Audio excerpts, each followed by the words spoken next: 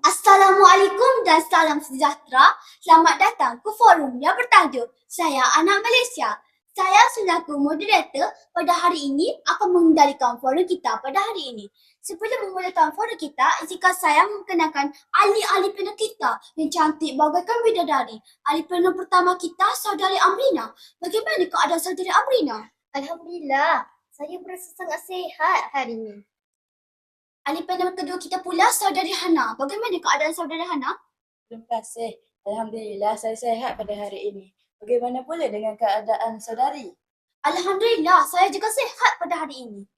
Saya lihat daripada tadi lagi Saudari Hana termenung. Kalau boleh saya ingin tahu apa yang Saudari Hana fikirkan. Oh, saya sudah fikirkan topik kita pada hari ini. Menarik saya rasa. Nampaknya semua ahli panel kita sudah tidak sabar untuk meneruskan forum kita.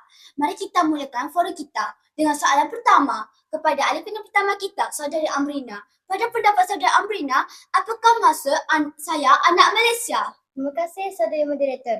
Pada pendapat saya anak Malaysia bermaksud saya berbangga menjadi rakyat Malaysia yang hidup di dalam sebuah negara yang aman dan harmoni.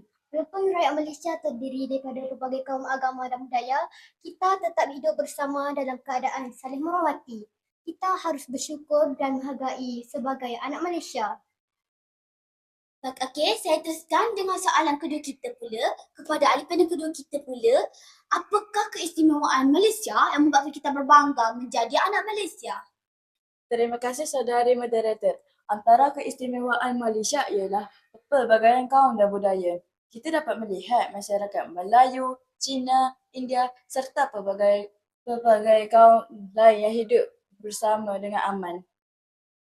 Malaysia juga terkenal dengan makanan tradisionalnya iaitu nasi lemak.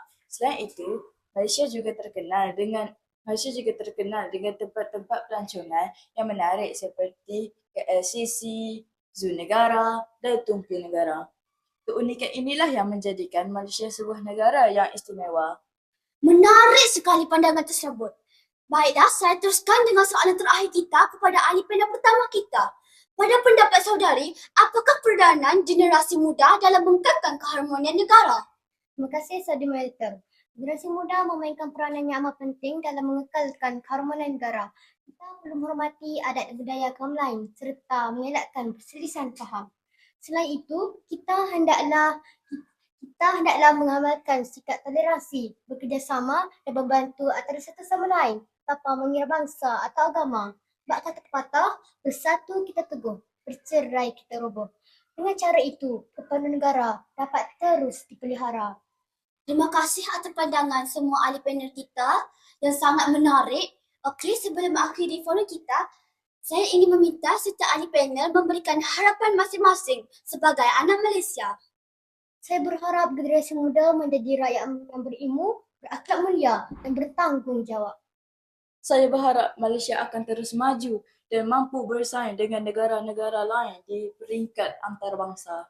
Terima kasih kepada semua ahli panel atas perkongsian yang bermanfaat. Kesimpulannya, sebagai anak Malaysia, kita perlu menghargai keamanan negara, perpaduan serta menjadi warga negara cemerlang.